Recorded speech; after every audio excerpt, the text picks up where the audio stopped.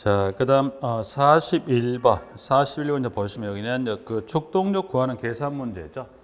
일단 41번에 있는 먼저 41번 같은 경우 펌프에 있는 축동력, 일단 축동력을 구하는 계산 문제, 축동력 같은 경우 보셨을 때 이제 축동력 일단 가장 먼저 뭐 주어진 조건 전에 이제 가장 먼저 계산식을 좀 기억해 보시면 식을 기억한다면 일단 여러분들이 축동력은 계산식을 일단은 먼저 기억해야 될 필요가 축동력 계산 문제도 일단 물어보지만 축동력과 이제 주어지는 조건들과의 또 비례 반비를 시험에도 물어보는 지문이기 때문에 보시면 축동력은 물의 밀도죠. 물의 밀도. 자, 물의 밀도 곱하기 양수량입니다. 양수량 곱하기 전향정이죠. 전향정. 그래서 이 주어지는 조건에서 이제 보시면 지문에 밀도, 양수량, 전향정을 이거를 뭘로 나누면 여기를 상수 6120이죠. 그래서 여기를 6120 곱하기 여기를 효율로 이거를 나눠줍니다. 부분들은 이제 축동력 일단 그러면 이제 이 식을 기억하시고 이 식과 주어지는 축동력과 이 조건들과의 관계가 뭐더라? 비례인지 그리고 반비례인지 해서 여기는 요 식을 좀 먼저 기억하는 가장 첫 번째 식을 기억하셨다면 이제 일단 여기 축동력 가장 먼저 계산 문제에 들어가기 전에 이 주어지는 조건들과 축동력의 관계가 비례 반비례인지 먼저 구분의 가장 첫 번째 이것도 시험에 내고 있기 때문에 이것도 기억할 필요가 있겠더라. 첫 번째 하나. 자 이제 그럼 축동력 계산 문제를 물어봤으니까 주어지는 지문의 조건을 보시면 자 41번은 지금 급수의 조건이 펌프 양수량이 2000L/min이고요. 양정이 10m입니다. 그리고 축동력 일수권의 효율은 얼마? 60%입니다. 라고 지문이 나와 있습니다. 부분들은. 자, 여기 주어지는 조건에 들어가면 여기서는 하나 좀 주의하실 게 주의라기보단 축동력에 쓸 양수량이 단위입니다. 단위. 양수량의 단위는 여기는 세제곱미터 퍼 미닛입니다. 단위가 그러면 여기 이제 주어지는 조건에 이걸 넣어보시면 지금 이렇게 되죠. 그러면 지문의 조건 이렇게 보셨을 때 밀도는 이거 주지 않죠. 밀도는 주지 않고 기본 얼마가 돼요, 그죠? 1000kg 퍼 여기는 세제곱미터니까 밀도는 주지 않고 기본적으로 숫자 1000이 들어가는 부분 하나. 자, 양수량은 여기 양수량을 주어지는 조건에 2000L/min을 넣으면 안 돼요. 왜냐하면 양수량의 단위가 리터/min 이걸 뭘로 바꿔줘야 돼? 리터니까 여기를 세제곱미터로 바꾸어서 넣어주게 되면 그러면 결국 리터를 세제곱미터 바꾸려면 이걸 뭘 해주면 돼요? 여기를 나누기 1000 하면 돼요. 그러면 단위 환산을 해서 들어가야 되겠다. 2000이 들어가면 안 되고요. 들어간 거 얼마라고 돼요? 2죠. 2란 건 얼마를? 2000리터를 리터를 뭘로 바꿔?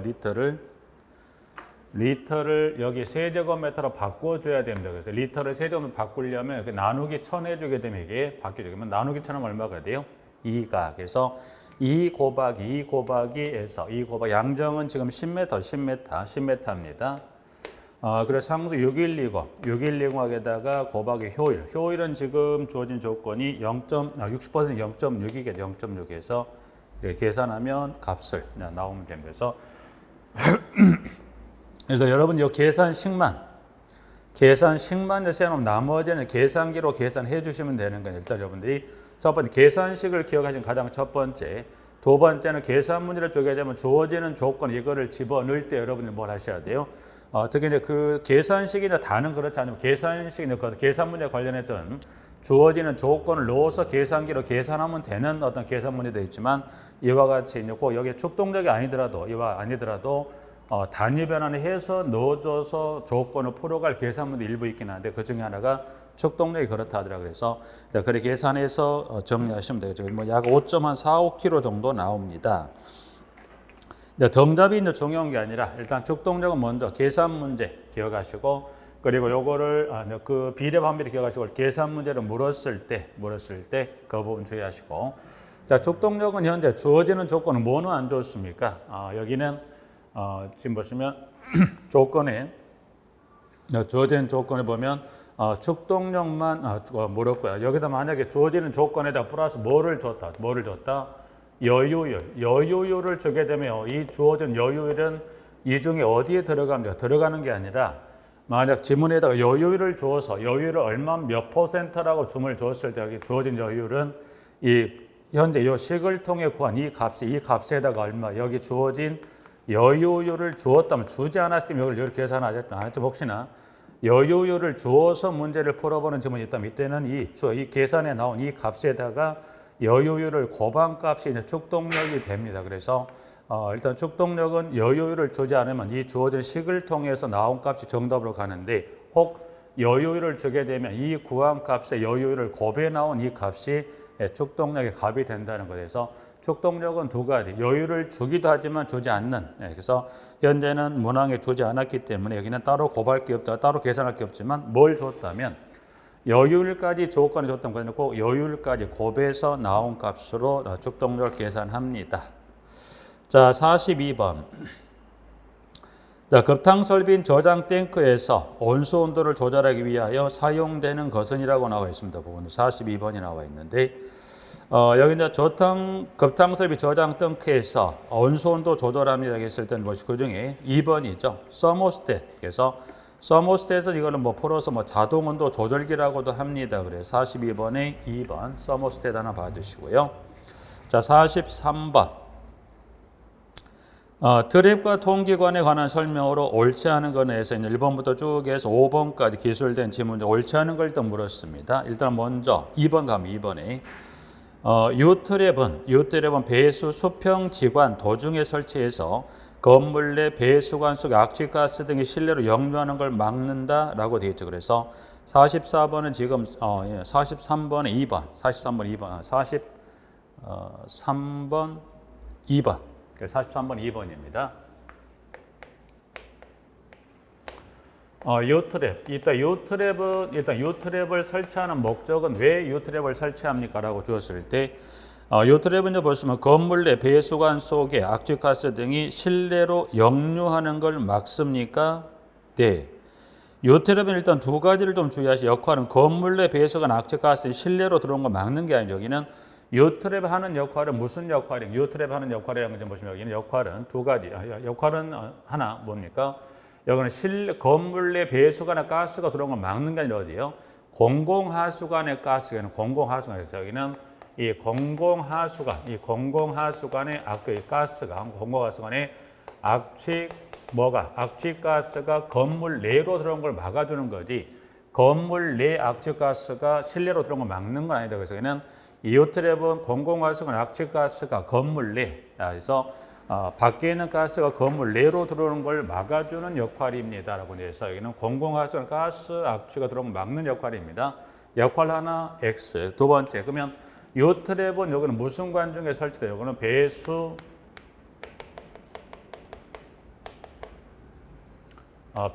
수평 주관이죠. 지관 아니면 여기는 배수 수평 주관 중에 설치됩니다. 그래서 옳지 않은 것 동그라미 2번 요트랩에 관한 그 역할.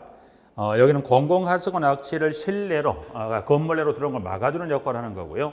이 요트랩의 설치 위치는 배수 수평 주관 중에 설치되죠. 그렇죠? 그래서 뭐나 2번 하나 X, 2번이 X. 그다음에 S트랩은 대변기에 사용되며 수평지관에 접속 사용합니다. 그다음에 3번, 4번. 배수 수직 주관과 각층의 수평지관의 접속 부분에 공기를 주입하여 유속을 감속시키는 방식은 뭡니까? 소벤트 방식. 소벤트 방식의 보석 장치 중에 하나. 수평지관과 수직 주관이 접속되는 부분에 공기를 주입하는 보석 장치가 있죠. 현재 4번에 기술되는 보석 장치는 뭐에 관한 것을 설명드리기는 공기 혼합 이음새입니다. 그래서 공기 혼합 이음새를 통해서 수평지관과 수직 주관의 연결 접속부에 설치해서 공기를 주입하죠. 그럼 주입된 공기하고 배수가 수직관을 통해서 어디로 빠집니까? 수평 주관으로 빠지죠. 근데 문제는 뭐예요? 수직관 위에서 밑으로 내려가니까 큰 문제가 안 되는데 어디로 방향을 틀면 수평 주관으로 방향을 틀면 또 뭐예요? 물속에 있는 공기가 물의 흐름을 어렵게 할 수 있다 보니까 또 뭐예요? 수직 주관하고 수평 주관의 접속 부위에 설치돼서 들어갔던 그 주입했던 공기를 빼주는 장치가 뭐가 있다? 그게 공기 분리음새가 되죠. 그렇게 해서 4번. 그럼 결국 소벤트 방식의 필요 보석 장치는 뭐가 있다? 공기 혼합 이음새와 공기 분리 이음새 두 가지에서 4번 맞고요. 5번. 자, 섹스티아 방식. 그럼 현재 그 4번의 소벤트 방식하고 5번의 섹스티아 방식은 특수 통기 방식이죠. 그럼 특수 통기 방식은 배관이 몇 개 있다? 하나. 무슨 관만? 배수관 하나를 가지고 뭐 합니까? 통기와 배수를 겸하는 통기 배수를 하는 통기 방식은 특수 통기 방식이다. 그래서 섹스티아 방식은 수직관 배수 수직관 이음새 내부에 호흡을 파서 배수 흐름에 뭘 형성합니까? 선회류가 되어 배수와 통기를 겸한다. 그래서 이 배수 흐름에 뭘 줍니까? 선회를 줘서 배수관 중에 뭘 유지시키는 거예요? 공기코어, 공기구멍을 만들어 주죠. 여기는 지금 현재 선회류가 된다는 이야기는 무슨 말이냐면 배수 소직관에 이 홈을 파서 흘러가는 배수에 이 선회를 준다는 것은 흘러가는 배수를 이 수직관을 통해 흘러간 요 배수가 이게 선회를 일으켜서 내려가게 하죠. 내려가게 한다면 일단 그러면 자, 하나의 배수관에 이 배수관에 요 가쪽으로 뭐가 빠집니까? 물이 빠지고 이 가운데 뭐가 형성이 되는 거예요? 이와 같이 가운데 공기코어가 그죠? 가운데와 같이 공기코어가 형성이 돼서 가쪽으로 뭐가 빠져? 가쪽으로 물이 가쪽으로는 물이 가쪽으로는 이렇게 물이 배수가 되죠. 배수가 되고 이 가운데 이 공기코어 형성이 여기는 여기는 통기가 되는 그래서 이와 같이 이제 섹스티아 이음새를 통해서 흘러가는 물에 선회력을 줘서 이거 물을 돌려서 이 가쪽으로는 배수가 가운데는 공기코어를 형성해서 하나의 배수관을 가지고 뭐하죠? 배수와 통기를 겸한 게 섹스티아 방식이죠. 그래서 그와 같은 해서 배수와 통기를 겸하는 방식이다. 5번 섹스티아 방식에서 2번 X, 4, 5번 확인하시면 되고요. 44번. 요량 조절용으로 사용되며 요체 흐름의 방향을 90도로 전환합니다. 90도입니다.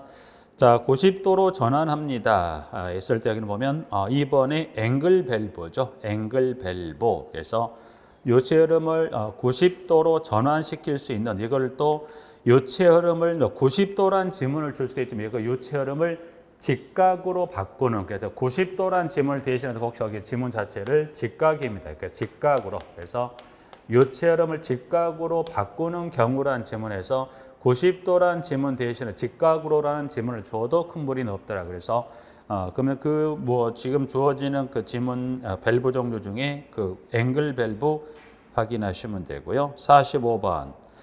자, 급수 설비에 관한 설명으로 옳지 않은 걸 물었습니다. 부분들은 급수 설비죠. 부분들은 자, 1번부터 해서 5번까지 그 나와 있는 지문 중에 옥상 수조 노출관은 방로 피복합니까?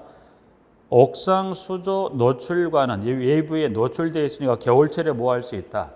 동결 우려가 있죠. 그러니까 무슨 피복을 해줘야 돼요? 방로가 아니라 방동 피복입니다. 그래서 방동 피복, 방로 피복은 뭐냐? 그래서 현재 여기 방로 피복이에요. 방로 피복하고 그 다음에 방동 피복인데 여기도 보시면 지금 옥상 수조의 노출관입니다. 옥상 수조 노출관은 방로가 아니라 방로 피복하는 게 무슨 피복이 돼야 돼요? 방로가 아니라 방동 피복이죠.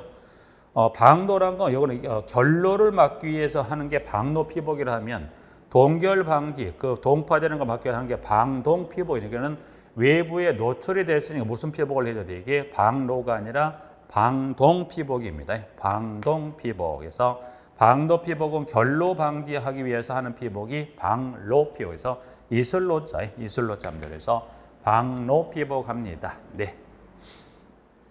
자, 45번, 3번, 46번.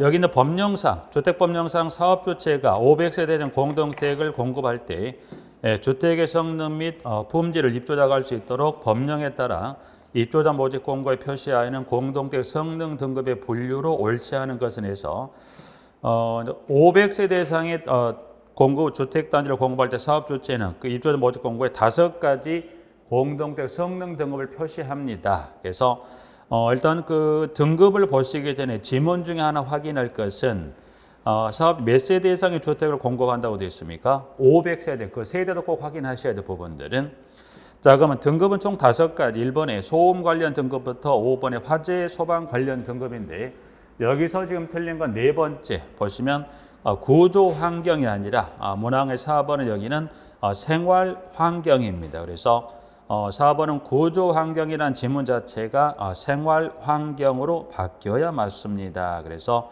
46번.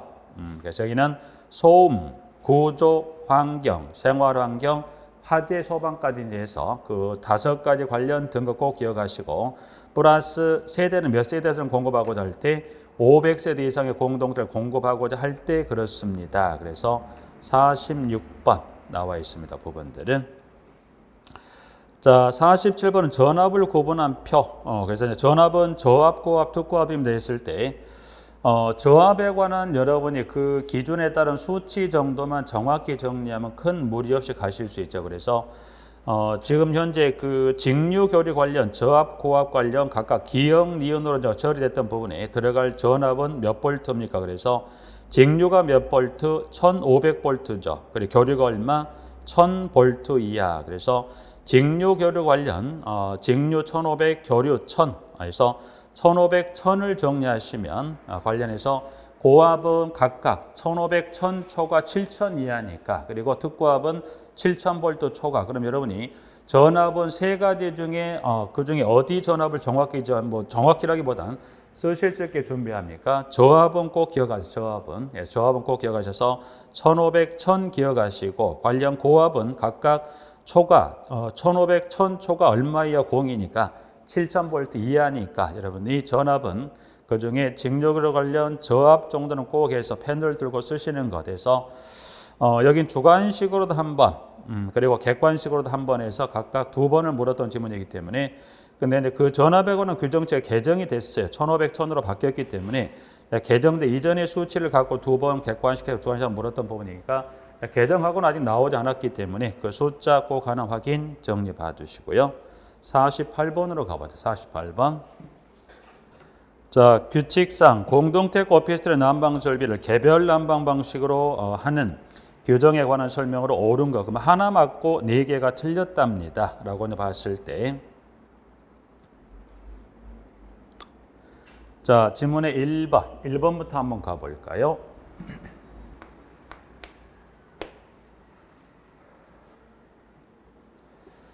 자, 1번은 지금 보면 그 환기창, 그래서 보일러, 전기보일러실 윗부분에는 면적이 0.5 이상의 환기창을 설치하고 보일러실 윗부분과 아랫부분 각각 지름 10cm의 흡입구 배기구를 항상 열려있는 상태로 바깥과 공기에 접어도록 설치한다고 되어 있습니다. 부분들은. 그럼 48번 1번, 48번 1번인데 여기는 환기창에 관한 규격이 0.5 하나하고요. 흡입비에 관한 규정이 10cm 이상의 숫자 2가지입니다. 그래서 이와 같은 환기창, 흡입비구를 설치합니까? 설치합니다. 이걸 설치하는 목적은 왜 설치합니까? 이 설치된 보일러에 뭐예요? 불완전 연소가스가 어디로 들어올 수 있다? 실내 유입이 될 수 있기 때문에 그걸 우려해 설치하는 건데 자, 이와 같은 이 환기창 흡입비를 설치한 무슨 보일러는 이 환기창과 흡입비 설치 규정에 제외합니까?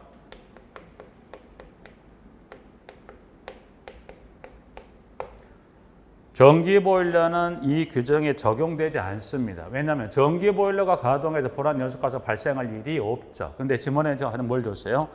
전기 보일러실이 아니라 전기 보일러실에 빠져야 맞습니다. 빠져야 맞아요. 그래서 현재 여기는 전기 보일러실이 설치에 관한 규정에 해당 사항이 없는데 지문의 맨 앞쪽에다가 전기 보일러실을 주고 물었기 때문에 1번에 X. 이게 빠져야 맞습니다. 1번. 2번. 자, 보일러는 거실 외의 곳에 두되 보일러를 설정한 거실 사이 경계벽은 출입구를 제외하고는 뭐예요? 방화 구조의 벽으로 구획되어야 합니다라고 되어 있습니다. 부분들은.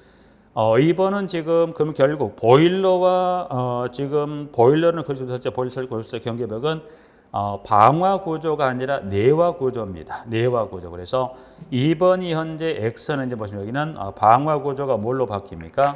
내화 구조로 바뀌어야 맞습니다. 내와 방화는 분명히 구조가 달라요. 내와 방화는 다른 게 내화 구조는 불을 견뎌낼 수 있는 성능을 가진 구조가 내화 구조라면 방화 구조란 것은 화염의 확산을 막을 수 있는 구조. 근데 성격이 분명히 다르기 때문에 현재 방화 구조가 뭘로 바뀐다? 내화 구조로 바뀌어야 맞습니다. 질문은. 자, 문항 2번 X, 3번. 예, 지금 자 3번에 보일러실과 거실 사이 출입구가 닫힌 경우는 보일러 가스가 거실 외에 거실 가스가 거실에 들어갈 수 없는 구조로 합니다. 3번. 4번. 보일러 연도는 연통인데 연도는 내화 구조로서 무슨 연도인가요?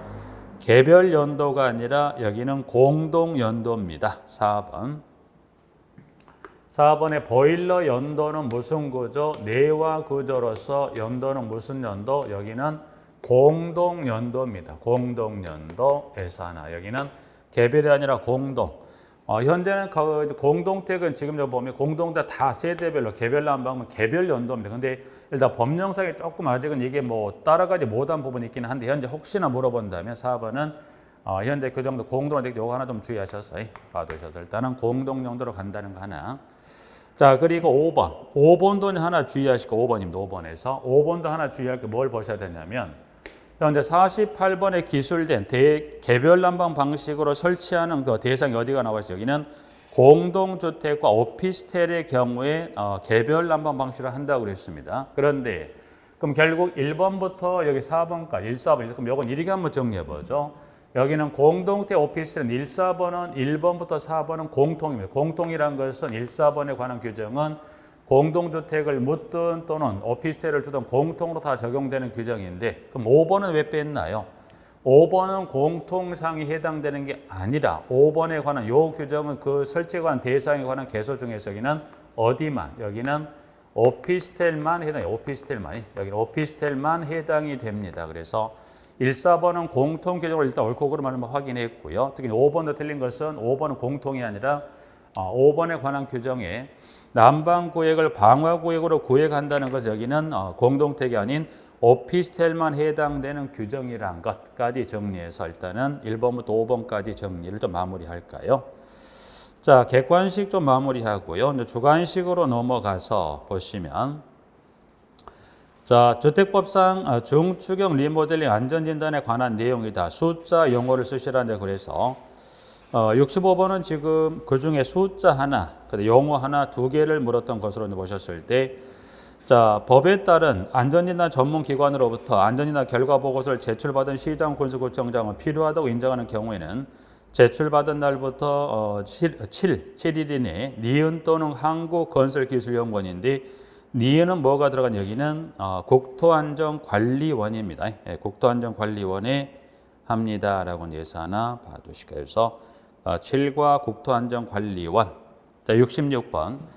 66번은 여기는 의무관리 대상 공동주택에 관한 그 이제 박스에 용어상의 정의와 그 범위에 관한 걸 가지고 물었던 것으로 이제 보셨을 때 여기는 용어 중에 지문 하나 가로 그리고 그 범위에 관한 5가지 중에 마지막 지문에 마번 관련 지문의 일부 가로에서 여기도 용어 숫자를 물어보는 지문입니다. 그래서 보시면 자, 첫 번째 용어 정의 중에 해당 공동주택을 전문적으로 관리하는 자를 두고 기역을 또는 리을, 을을 의무대로 구성한다. 의무 구성이라는 건 기억에 들어갈 것은 뭡니까? 자치 의결 기구를 의무 구성입니다. 그러면 자치 의결 기구 그러면 자치 의결 기구는 뭘 말하죠? 입주자 대표 회의죠. 그래서 입주 대표를 구성한다는 표현 자체를 자치 의결 기구를 의무대로 구성하는 등의 일정한 의무가 부과되는 공동주택으로서 다음 어느 하나에 해당하는 공동주택이라고 해서 6번에서는 그중에 그 마지막에 마번 65번 66번의 마번 66번의 그중에서 보시면 그 박스 지문이 마번입니다. 마번은 지금 보면 지문에 일단 가에서 라 4개는 일단 생략 처리 좀 했었고요. 마번에 가목부터 라목까지 해당하지 않은 공동택 중 전체 입주자 등의 양가로 분의 2 이상이 서면으로 동의한다. 그래서 일단 여기서 이제 말하는 것은 여기 보면 의무 관리 대상으로 전환이 되는 공동택에 관한 요건을 설명한 것으로서 요건은 의무 관리 대상이 아닌 공동택에 뭐하더라 전환이 되게 필요한 요건 얼마인가요? 3분의 2 이상의 동의가 있다면 의무관리 대상 공동体아닌 경우도 뭐 할 수 있다. 의무관리 공동体로 전환될 수 있죠. 그래서 여기서 이제 물었던 건 그 중에 그 앞쪽에 니은 요 지문을 가로쳐서 가로를 그래서 두 번째 니은에 들어갈 숫자는 얼마? 3입니다. 3에서 지문은 현재 3을 물어볼 수도 있겠지만 뭐 전체적으로 한번 뭐 나올지는 모르겠지만 이 숫자는 꼭 전체 뭐 이 중에 앞에가 됐던 뒤쪽에서 3 또 2를 물어볼 수 있지만 전체적으로 뭐를 물어볼 수 있다? 분수표의 숫자도 물어볼 수 있기 때문에 이것도 한번은 좀 주의해서 뭐 꼭 앞뒤 숫자 물어볼 수도 있고 그래 출제하지만 또 전체적으로 3분의 2라는 요 지문을 가로쳤을 때 숫자 쓰기 표현도 같이 해서 66번 정리. 67번입니다. 67번은 보면 이제 준주택의 종류 관련해 총해서 준주택의 종류는 총 법에서 4가지를 두고 있는데 그 중에 하나 1과 그리고 3에 따른 기역 니은에 따른 주택 중에 이제 보시면 저 들어갈게. 자, 그러면 다중생활시설하고 오피스텔에 빼 나머지 기역과 니은에 들어갈 거 뭐가 들어가죠? 기역에는 기숙사 그리고 니은에는 노인복지주택이죠. 그래서 여기는 기역하고 니은 외로도 기타적으로 다른 어떤 그 대상 그 종류를 물었을 때도 쓰실 수 있게끔 그 부분 좀 정리를 꼭 해놓습니다. 67번 보시고요. 자, 68번은 산재보험법상의 시효입니다. 시효. 자, 시효 중에 지금 권리관계는 뭘 하나 줬었냐면 그 권리관계 중 68번은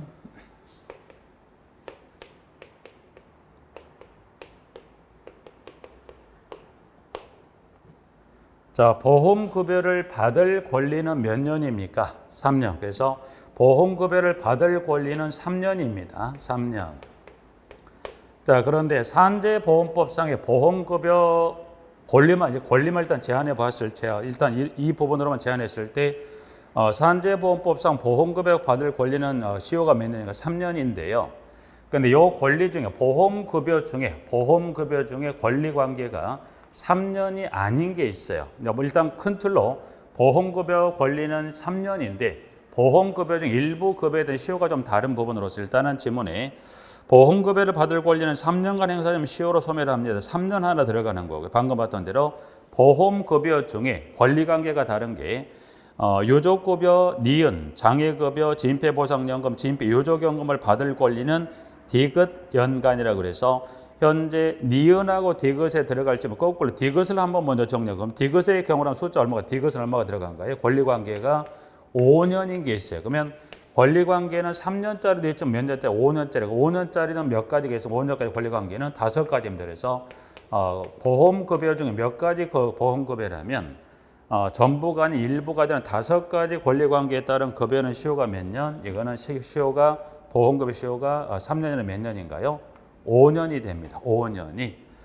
자, 그래서 지문에 이제 가보셨을 때 그 중에 하나 유족 하나 니은번에 들어가고 뭐가 돼요? 여기 장례비입니다. 장례비. 장례비를 쓰시면 안 됩니다. 그래서 여기 하나 그 급여 중에 하나 여기 물었던 게 이제 하나 여기가 장례비입니다.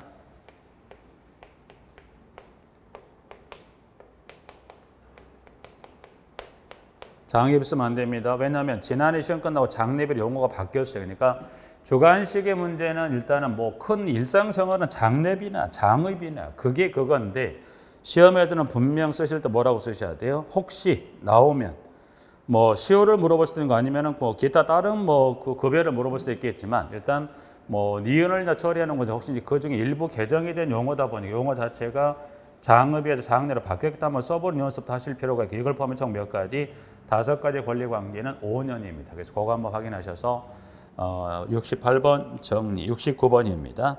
69번은 민간 임대주택 관리 관련해서 지문에 박스 한번 들어가 보니까 임대사업 또는 임대주택이 아래에 해당하는 규모, 그래서 1, 2, 3에 해당하는 규모에 해당하면, 이상에 해당하면 주택관리업자의 관리를 위탁하거나 기역하여야 한다. 기역하여야 한다는 것은 스스로 한다는 관리를 지금 현재 민간임대특별법상은 스스로 한다는 관리를 용어로 뭐라고 표현할까요? 자체관리입니다. 자체관리. 그래서 자체관리한다. 근데 규모로 봤을 때 그런 보니까 3가지 관련 대상의 규모를 줬을 때 니은 하나, 뭐 디귿은 보니까 동일한 수치가 들어가는데 디귿 처리 같이 했었죠. 그래서 일단 세대수로만 놓고 봤을 때 몇 세대 이상? 300. 그래서 니은은 300이 되면 300. 300이 들어가는 거고요. 자, 디귿디귿해서 승강기 설치나 중앙 또는 지역 난방이란 단서 요건하고 나온다면 세대수가 몇 세대가 나와야 돼요?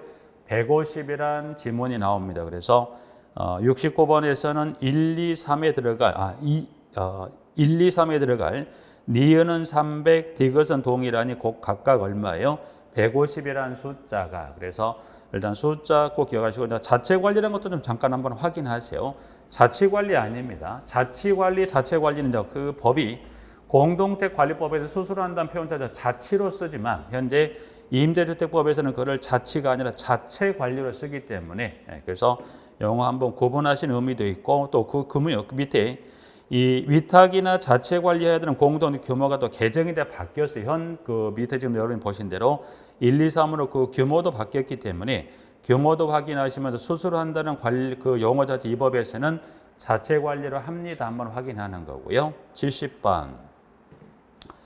70번은 실무 경력. 실무 경력 총 6가지 실무 경력증 그중에 하나의 실무 경력을 주고서 관련해서 세대수와 용어 쓰기 한번 물었던 것으로 보시면 여기는 기역, 니은, 디귿에서 그 세대수와 용어 쓰기를 물었습니다. 그래서 여기는 각각 기역, 니은에 들어갈 숫자, 디귿에 들어갈 용어까지 한번 쭉 완성을 해서 한번 가면서 한번 정리해 보죠. 자, 박스. 주택법에 따른 사업계획 시행을 받아 건설한 50세대 이상 공동택 양가로는 주상복합 건축물이죠. 그 중에 주택이 50세대 이상 300세 미만의 건축물을 포함한다. 가로 닫고 해서 의 관리사무소 직원 또는 주택관리업 직원으로 주택관리 업무에 종사기간이 몇 년인가요? 5년 이상이다 했을 때 디귿은 지금 관리사무소 직원에 관 중에 모두가 다 5년 이상이 인정을 하는 게 아니라 관리사무소 직원이 누구는 5년 이상 경력에서 제외가 되냐면 세 가지 경비원, 청소원, 소독원은 5년 이상의 경력이 있다 하더라도 실무 경력 인정하지를 않습니다. 그래서 숫자들 용어 하나 71번. 71번은 지금 이제 보면 그 고용보험법 피보험 자격 상실에 관한 해서 이제 밑에 있는 박스에 자, 근로자인 피보험자는 다음 어느 하나에 해당이 된 날에 각각 그 자격을 상실한다. 그래 총해서 네 가지 1, 2, 3, 4 관련된 네 가지 피보험자 관련 근로자 자격 상실 사유를 줬었고요. 자, 지문은 지금 내용에 1, 2, 3, 4 중 기역 두 가지하고 3번에 니은해서 기역과 니은에 들어갈 그 용어를 쓰라고 그랬습니다. 그래서 이제 보시면 1번 보시고 2번은 지금 기역계획에 들어갈 용어가 소멸이죠. 소멸. 그래서 보험관계가 소멸한 경우에는 그 보험과 소멸한 날. 그래서 기역은 소멸입니다. 그 다음에 3번 피보험자가 니은한 경우는 니은한 날의 다음 날이라는 것은 이직. 그래서 이직한 경우는 이직한 날의 다음 날 해서 일단 상실은 총해서 네 가지 관련 자격 상실을 줬고요. 지금 주관식으로 한번 2번하고 3번을 물었던 것은 한번 그 소멸하고 이직을 한번 정리하시자는 의미고 71번은 지금 현재 주관식의 문제로 아직은 나오진 않지만 객관식 출제는 상당히 좀 높은 빈도를 차지하는데 71번에 지금 2번하고 2, 3, 4 특히 그 중에 71번에 2, 3, 4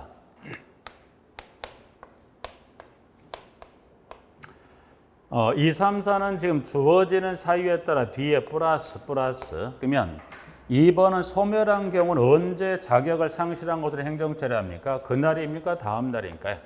소멸한 그날. 3, 4번 언제 자격 상실 처리합니까? 그날인가 다음 날인가요?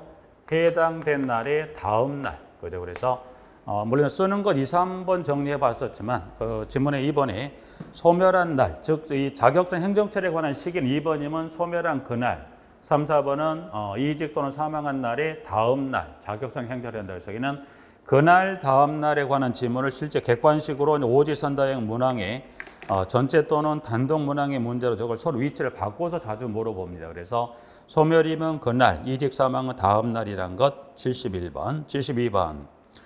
자, 규정상 바닥 구조. 바닥은 층간 바닥인데 1번, 2번에 들어갈 기역과 니은, 디귿은 숫자가 아니라 용어를 물었습니다. 그래서 현재 물어본 거는 용어를 여쭤본 거지만 그 숫자, 슬래브 두께에 관한 두 가지와 바닥 중격음 관련해서 두 가지 58, 50에 따른 그래서 1번에 둘, 2번에 둘. 여기 숫자 두 가지도 꼭 각각 네 가지네요. 이제 그렇게 보면 1, 2번의 숫자를 뭐 각각 개별로 나눈 다음에 4개의 숫자 관련한 부분들은 그 숫자도 꼭 쓰기 주의하시고 여기 영어로 물었기 때문에 한번 가보죠.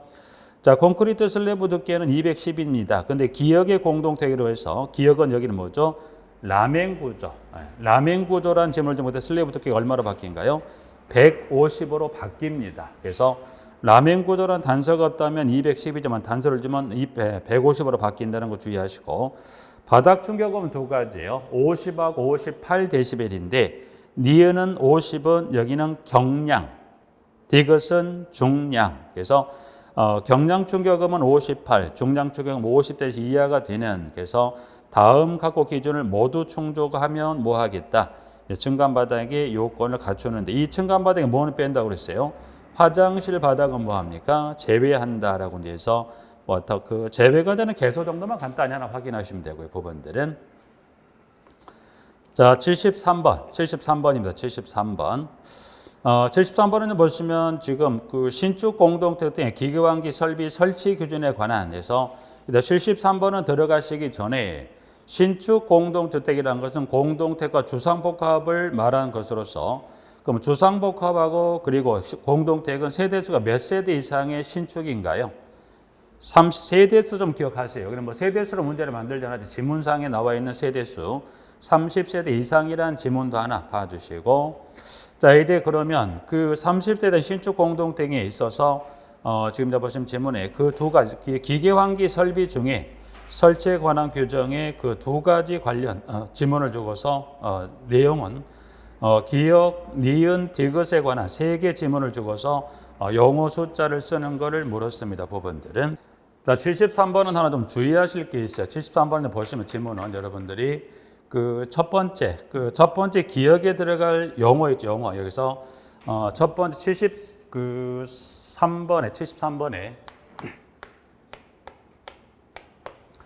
여기 기역에 들어갈 용어는 여기는 열회수형입니다. 열회수형이란 지문 쓰셔야 돼요. 주의하실 거예요. 여기는 열회수형, 열 앞에 뭐를 쓰시면 안 돼요?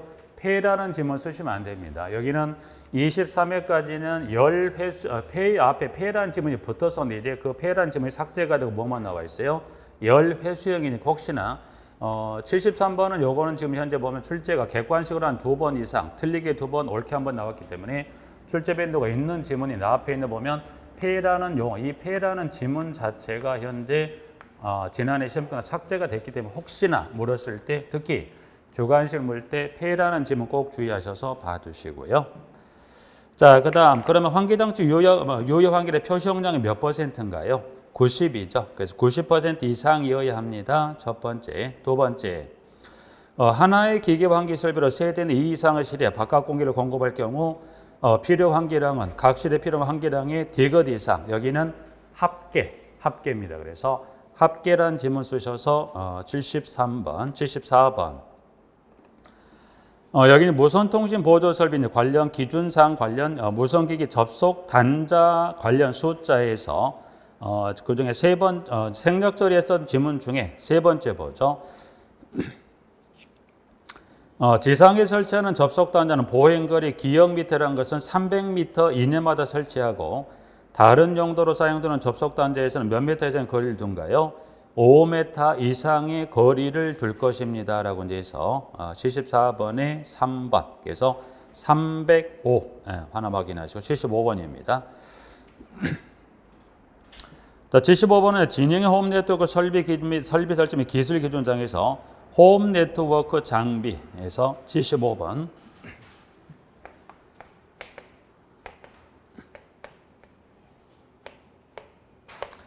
자, 홈 네트워크 장비는 종류가 4가지입니다. 4가지 종류가 물론 양가로 지문들이 좀 넣어서 지금 많은 것 같이 보이긴 하지만 결국 양가로 지문을 뺀다면 근데 다 4가지죠. 일단 크게 볼까요?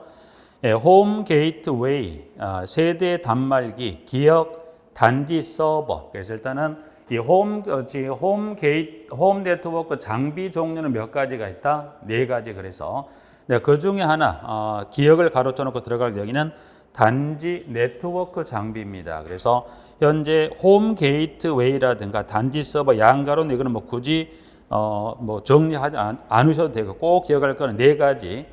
요 네 가지는 꼭 그 중에 지금 현재 기억이라 가르친 단지 네트워크 장비를 포함한 기타 나머지 지금 홈 게이트웨이, 세대 단말기, 단지 서버를 포함한 네 개 중에 어떤 지문을 꼭 요거는 쓰실 수 있게끔 준비를 꼭 해 놓습니다. 여기는 그 중에 하나를 물었지만 이 중에 어떤 지문을 물어도 꼭 쓰시는 것 준비해 두시고 76번.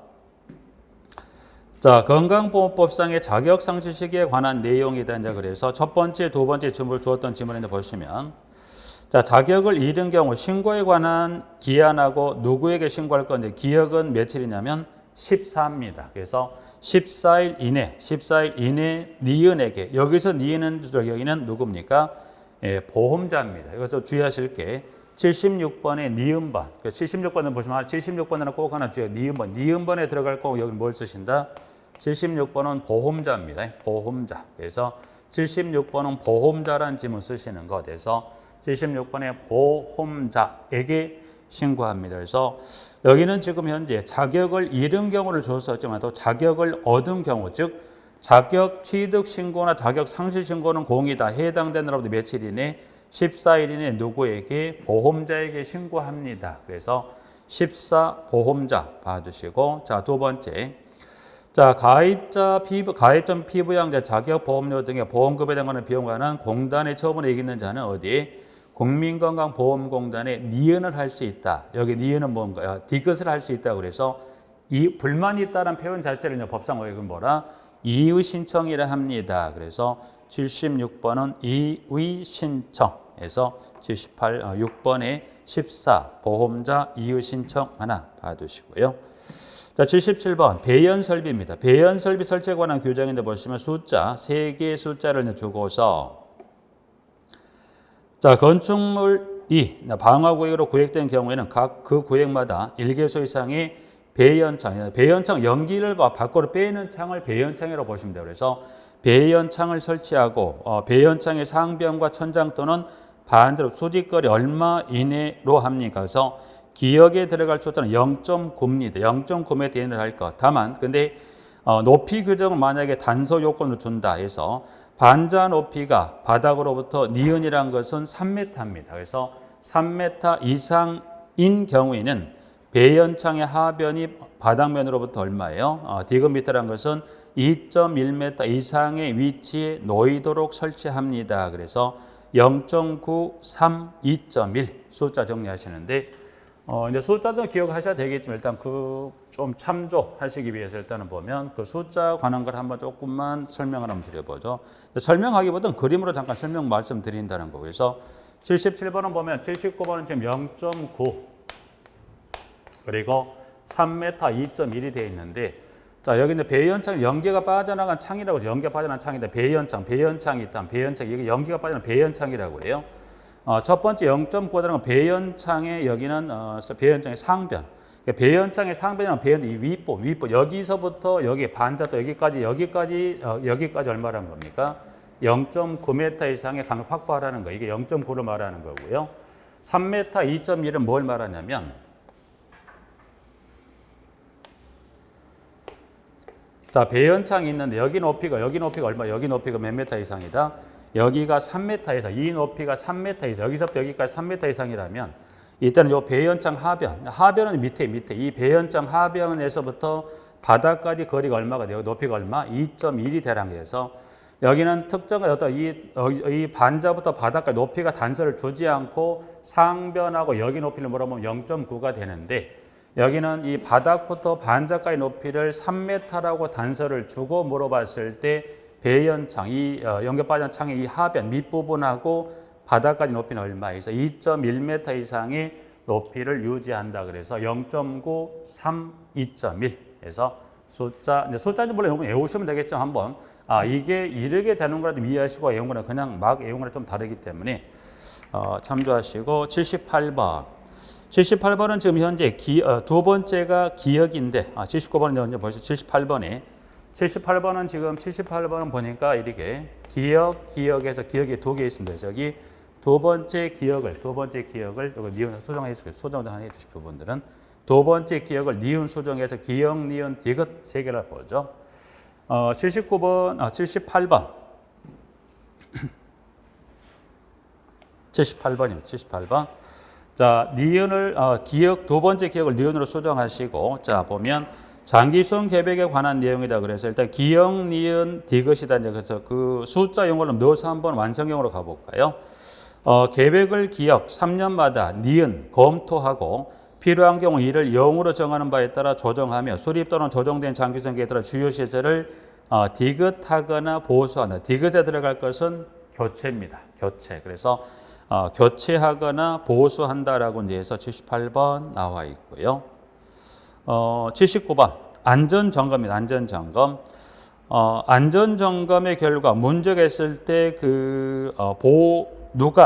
누구에게 통보하고 보고할 건지 이제 해서 그 중에 지금 일부 기억하고 니은을 이제 가로쳐 놓고서 영어를 쓰는 부분으로서 자 이제 의무관리대상 공동체의 기억은 또는 는에서 여기 기억에 들어가는 관리 주체입니다. 관리 주체는 안전점검의 결과 건축 고조 설비 안전도가 매우 낮아 재해 및 재난 등이 발생할 우려가 있는 경우에는 지체 없이 니은은 누구에게 통보합니까?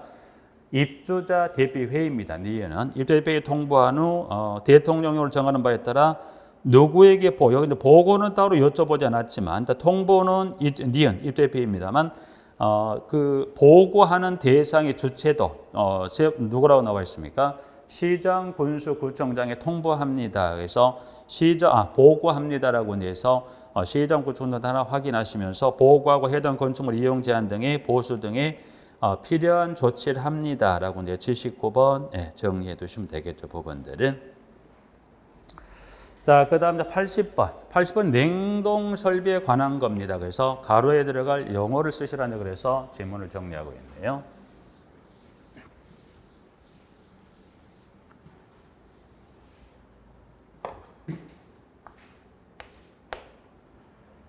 자, 80번에는 냉동 설비냐 난방시 히트펌프의 성적계수는 기역의 방열량을 압축기로 나눴습니다. 그래서 여기는 첫 번째 난방시 성적계수의 히트펌프는 어떻게 되냐 여기는 압축기 1로 나눠주는데 뭐를 나눠주는 거예요? 여기는 난방시 여기는 응축기 방열량을 압축기 1량으로 나누어서 난방시 성적 개수를 계산하는 거죠. 그래서 하나 확인하시고요.